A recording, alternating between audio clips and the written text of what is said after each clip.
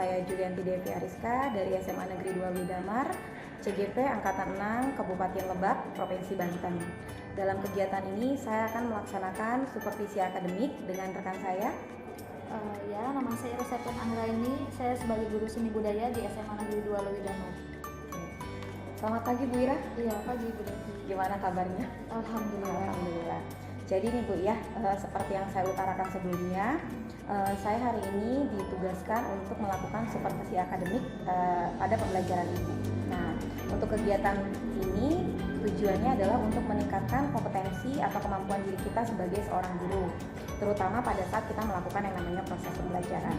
Nah, di sini pada saat melakukan proses supervisi, Bu Ira santai saja, tidak usah tegang, karena di sini kita tidak mencari kesalahan, tetapi kita nanti akan banyak belajar dari yang namanya proses pembelajaran tersebut, gitu ya.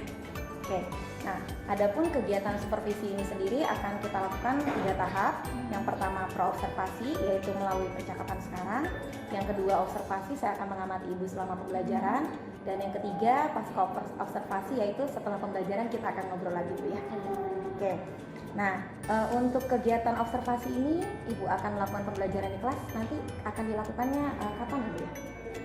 Besok mungkin ya Bu. Oh, besok ya. Oke. Besok pas ada jam juga.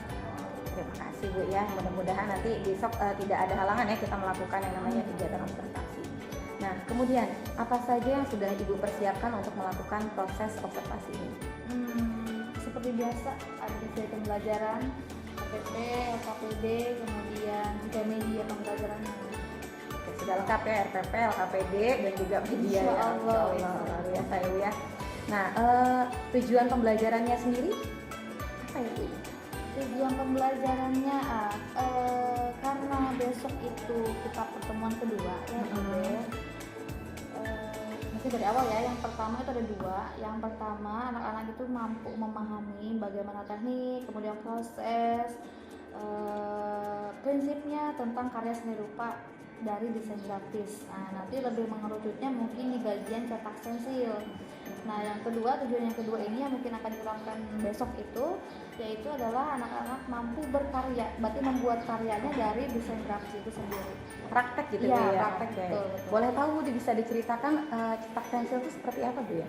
Cetak stensil itu adalah salah satu materi dari desain grafis. Jadi cetak stensil itu dia lebih mengutamakan ke bagian teknik seni memotongnya. Kenapa dikatakan teknik seni memotong? Karena nanti anak-anak itu diizinkan untuk mencari gambar.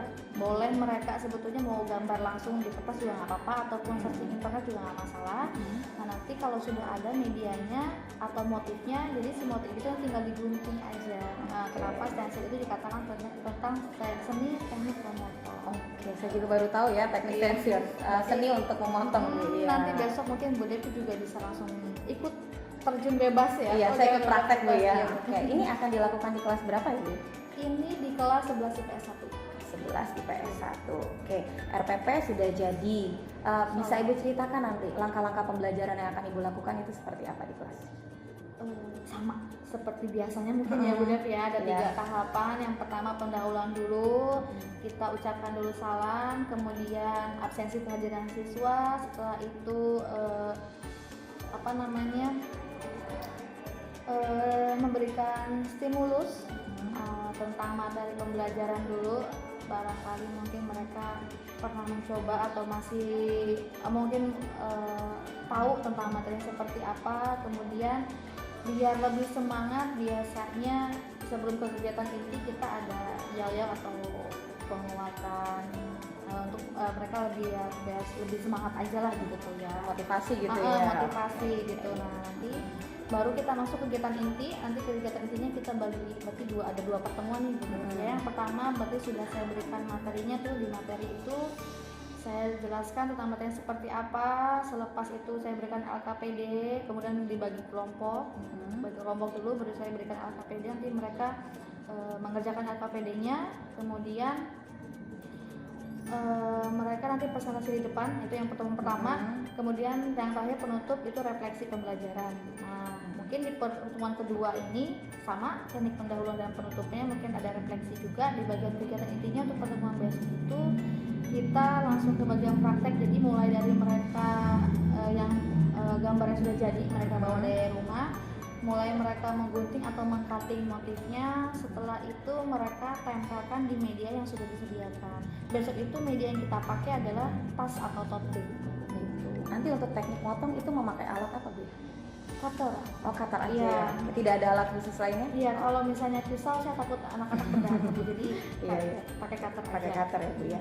Nah, menurut gambaran Ibu ini ya, tantangan apa yang akan Ibu hadapi dalam proses pembelajaran nanti? Oke, tantangannya ya, karena saya lihat dari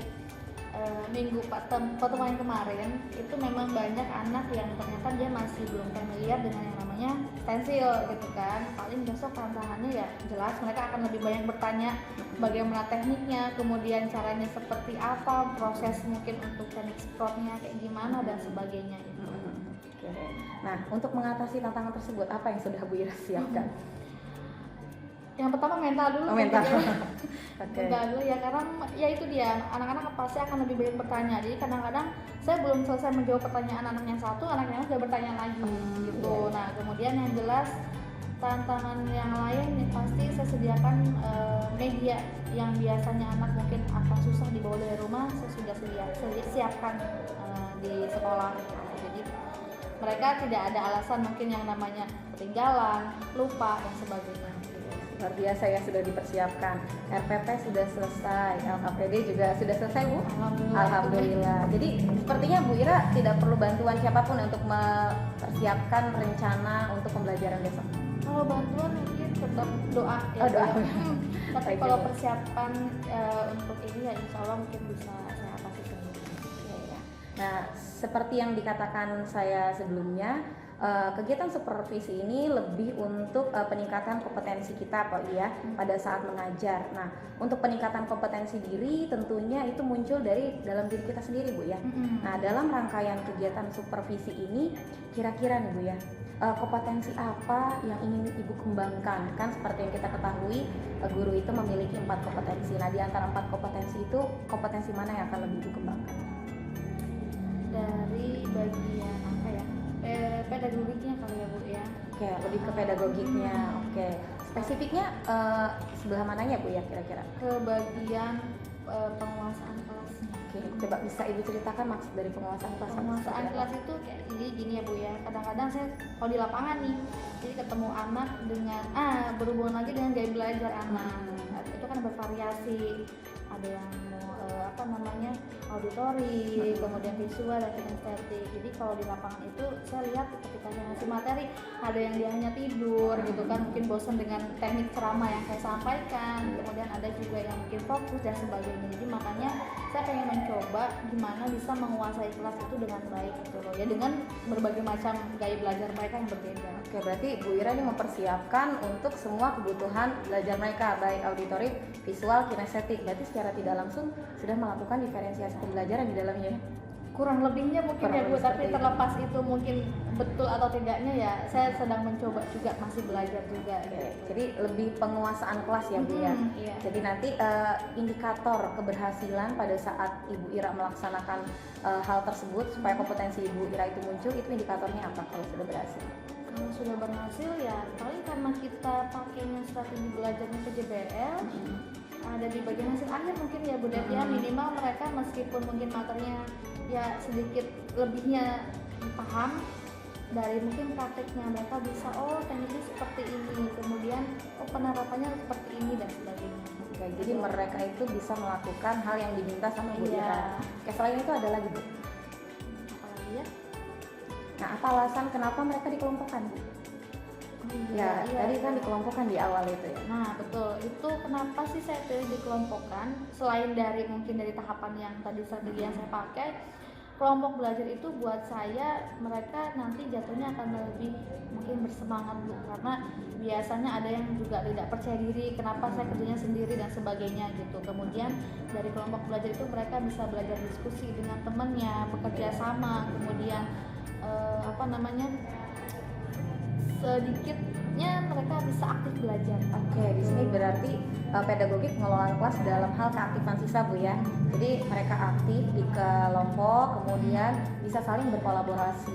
Secara tidak langsung berarti melaksanakan yang namanya pembelajaran sosial emosional ya. Mungkin ya, bisa oke. jadi ya, Oke. karena dari gaya belajar kita kan juga berpengaruh. Ya, berarti saya catat Bu ya, Ibu akan mengembangkan kompetensi pedagogik terutama pengelolaan kelas dan juga ada pembelajaran sosial emosional. Oke, Bu, baik, saya rasa cukup untuk percakapan praobservasi ini. Mudah-mudahan nanti pembelajarannya besok Bu ya berjalan dengan lancar Bu ya. Amin, amin. Nah, mungkin ini saja yang bisa saya tanyakan ke Ibu. Akhir kata, wassalamualaikum warahmatullahi wabarakatuh. Waalaikumsalam.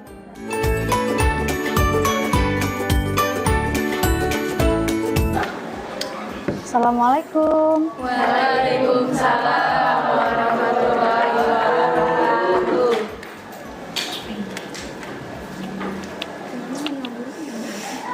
Oke. Ya, selamat pagi anak-anak. Pagi Bu. Pagi juga. Boleh berdoa dulu? Ya. Siap. Sebelum belajar, mari kita berdoa. Berdoa dimulai.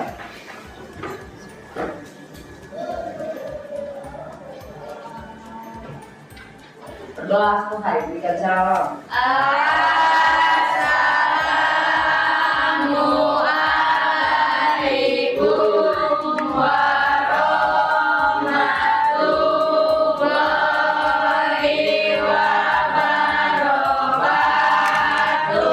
Waalaikumsalam warahmatullahi wabarakatuh. Oke anak-anak, hari ini Ibu absen dulu. Siapa yang tidak hadir hari ini? Kita hari ini mau praktek tentang teknik stensil. Tapi sebelum kita praktek, Ibu pengen persepsi dulu nih ke kalian. Masih ingat gak materi yang sebelumnya? Stensil itu ada di materi tentang seni grafis. Oke, seni grafis itu apa? Ada yang bisa jawab? Iya, Hilda. Seni grafis adalah seni dua dimensi yang menggunakan media cetak. Ya. Contohnya sablon. Nah, sekarang itu kita mau belajar membuat atau mempraktekkan bagaimana proses membuat stensil. Nah, yang minggu kemarin Ibu minta untuk disiapkan, hari ini sudah siap? Oke, sudah siap.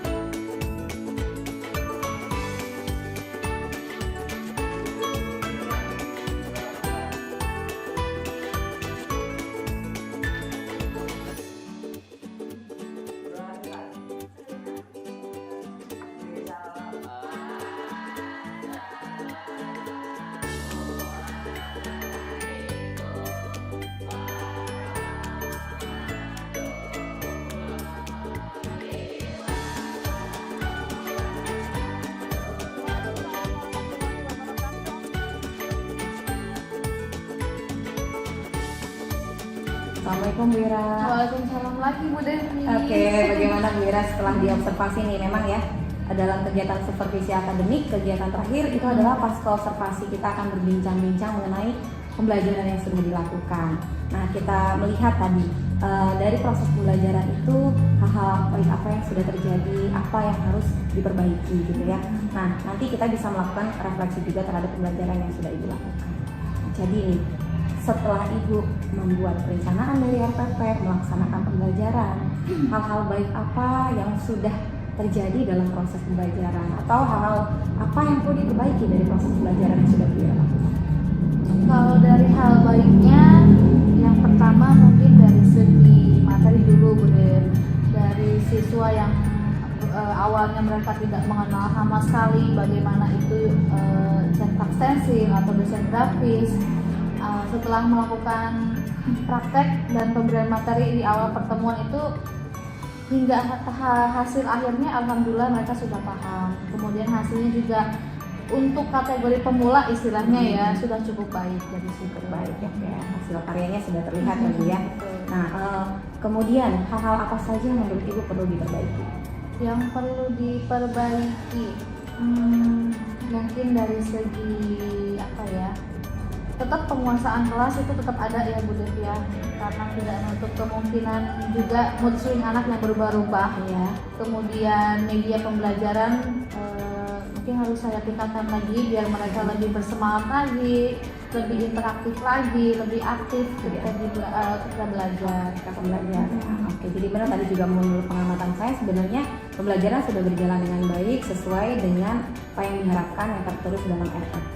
Cuman yang tadi ya kata menurut Bu Ira, tadi juga terlihat ada anak yang memang moodnya suka berubah-ubah ya. Ada yang terlihat aktif tiba-tiba nanti dia diam, tidak aktif lagi dalam kelompok seperti itu ya.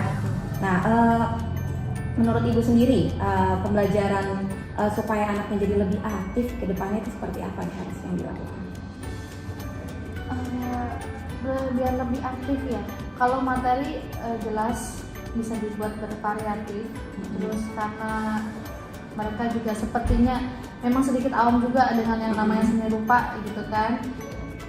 Di awal pembelajaran mungkin bisa ditambahkan lagi apa ya, buat motivasi dan nambah semangat mereka kayak buat ya. Sebenarnya di awal mungkin sudah ada ya. Ada sih ya, cuma mungkin karena mereka juga masih demam panggung mungkin ya, grogi dan atau baru pertama ya entahlah, jadi masih ada yang malu-malu, masih kaku gitu ya. Seperti Ibu Ira katakan tadi, Ibu Ira akan lebih meningkatkan lagi keaktifan siswa dalam belajar. Nah, strategi baru apa yang nanti akan Ibu terapkan untuk lebih mengaktifkan kembali pembelajaran siswa dalam pembelajaran serupa ini? Okay. Yang pertama dari apa ya, bukan teknik ya Bu ya, cara belajar ya, tadi kan sudah dibuat berkelompok. Nah itu kan mungkin masih kelompok besar ya, karena satu kelompok kan saya buat 5-5.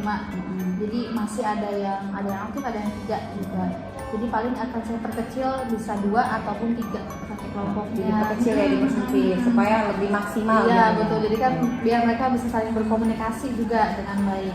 Terus satu lagi mungkin dari media kali ya, yang biasanya sudah disediakan di awal, akhirnya mereka mencari sendiri media yang bisa mereka pakai. Kita akan melakukan refleksi dulu ya. Nah, setelah Ibu melaksanakan kegiatan supervisi ini mulai dari awal, dari observasi, kemudian sekarang pasca, bagaimana perasaan itu? Saya kalau tanya soal perasaan ya Bu ya, itu nano-nano ya Bu ya. Campur aduk. Iya, antara ya, karena pencapaian itu kan kadang-kadang tidak bisa diukur juga ya. Anak-anak sudah bisa ikut pelajaran saja, kadang-kadang sudah alhamdulillah gitu. Tapi kalau misalnya saya lihat dari awal hingga akhir, setelah semua yang saya lakukan gitu ya, meskipun belum maksimal, cukup bahagia, cukup senang. Anak-anak sudah paham materinya, mereka juga sudah bisa berkarya dengan baik gitu kan. Dan saya lihat dari mereka juga sepertinya have fun juga gitu loh belajarnya, karena kan kalau misalnya kita materi tidak diimbangi dengan praktik juga biasanya anak-anak juga suka pusing sendiri gitu. Nah, seperti yang kita bicarakan sebelumnya, kompetensi yang ingin Ibu kembangkan itu adalah kompetensi pedagogi. Nah, menurut Ibu setelah melakukan observasi bagaimana pencapaian? sebagai manusia tidak merasa lebih baik, ibu tetap masih kurang aja. Tapi kalau saya lihat itu dari awal hingga akhir, dari segi pengolahan kelasnya atau pedagogiknya, nah sudah lebih baik dari yang sebelumnya lah gitu. Saya sudah mengamati juga anak-anak jadi lebih bahagia lah intinya ya karena ada praktek. Karena sebelumnya tidak ada praktek Bu ya. Iya. Baru materinya ya. Oke. Nah di sini kompetensi apa lagi nanti akan Ibu kembangkan selanjutnya setelah proses observasi ini? Kan mungkin kompetensi ada banyak nih. Nanti Ibu akan lebih mengembangkan di bagian mana lagi? Yang saya masih belajar sampai saat ini tuh mungkin dari segi gaya belajar anak ya Bu ya. Itu kan sulit sekali untuk membedakan mana siswa yang dia mungkin cara belajarnya itu dengan cara biasa di auditori ataupun visualnya gitu. Meskipun misal di awal saya sudah membagi mereka dalam sebuah kelompok, juga tetap aja karena pengamatan itu kan tidak bisa dilakukan dalam satu kali gitu kan, harus dengan ya berulang-ulang. Mungkin bisa dilakukan tes diagnostik biasanya itu untuk mungkin ya. mengetahui gaya belajar. Nah mungkin nanti saya juga bisa berkoordinasi dengan guru BK mungkin ya Bu ya. Iya, bisa ya untuk mengetahui yang namanya gaya belajar. Nah, Iya. pada saat Ibu sudah mengetahui gaya belajar lebih detail pada siswa, itu apa yang akan Ibu lakukan selanjutnya? Berarti strategi pembelajaran juga yang saya rubah Strategi. ya. Oke, bagaimana strateginya? Pembelajaran yang yang berdiferensiasi mungkin ya Bu. Oke, ya pembelajaran berdiferensiasi seperti yang di awal sebenarnya Ibu sudah melakukan beberapa pembelajaran berdiferensiasi ya. Sedikit banyaknya Ya, mungkin ya Bu ya. banyaknya ada yang diferensiasi proses, konten, sama yang namanya produk. Tadi Ibu di awal itu sudah melakukan yang namanya diferensiasi kontennya karena beragam materi. Nah, kira-kira nanti Ibu akan lebih mengembangkan lagi diferensiasinya di bagian mana? Hasil, berarti produk ya? Iya. Seperti apa coba gambaran? Kalau saat ini belum terpikirkan ya Bu, karena banyak sekali ya. Jadi paling sebisa mungkin saya cari yang tidak terlalu menyudutkan siswa, tapi siswa tetap senang bersemangat ketika saya proses pembelajaran gitu aja sih Mbak. Kan pada saat pembelajaran teknik stensil ini kan siswa bikin produk ya. Ya. Nah, produknya itu buat tadi tas gitu ya, tote bag. Nah, untuk proses pembelajaran selanjutnya mungkin nanti akan di kelas tahun berikutnya. Nah, kira-kira apakah akan tetap seperti itu atau kan ada perubahan? Kalau lebih enaknya sih mungkin yang berbeda ya Bu ya. Atau mungkin lebih membebaskan siswa untuk berkreasi sendiri. Berkreasi. Gitu. Jadi produknya tidak hanya itu ya, Iya. bisa beragam, terserah bagaimana siswanya gitu. Oke. Nah, untuk melakukan strategi pembelajaran tadi Ibu ya, Ibu katanya nanti akan melakukan yang namanya pembelajaran berdiferensiasi. Nanti apa yang akan Ibu lakukan untuk bisa menerapkan itu? Apa saja nanti hal-hal yang akan Ibu lakukan untuk bisa melakukan itu?